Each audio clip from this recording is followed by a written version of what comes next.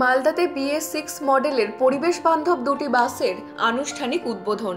প্রতিদিন একটি বাস মালদা ডিপো থেকে শিলিগুড়ির উদ্দেশ্যে রওনা দেয়। অন্যদিকে আরও একটি বাস ফারাক্কা থেকে শিলিগুড়ি যাবে।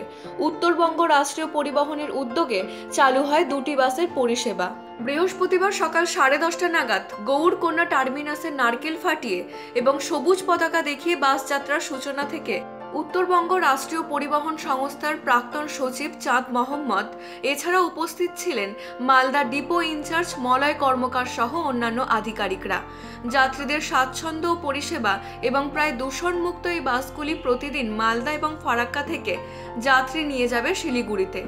দুটো বাস উদ্বোধন ঠিক না, এর আগে উদ্বোধন হয়েছে, মাননীয় মুখ্যমন্ত্রী মমতা বন্দ্যোপাধ্যায় করেছেন। আজকে শুভ সূচনা, অর্থাৎ শুরু হচ্ছে দুটো বাস, একটা মালদা টু শিলিগুড়ি, একটা ফারাক্কা টু শিলিগুড়ি।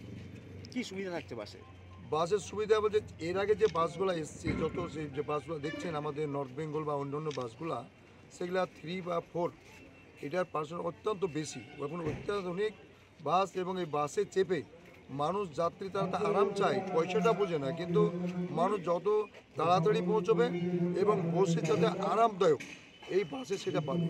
পরিবেশ বান্ধব বলছেন, পরিবেশ বান্ধব বলছেন, এটা পরিবেশ বান্ধব, একদম সুন্দর এবং স্পিড অত্যন্ত বেশি আছে এবং আমরা মনে করি এলাকার মানুষ উপকৃত হবে এই বাসে চেপে।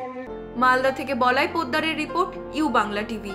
ইউ বাংলা টিভি, হৃদয় ছুঁয়ে যায়।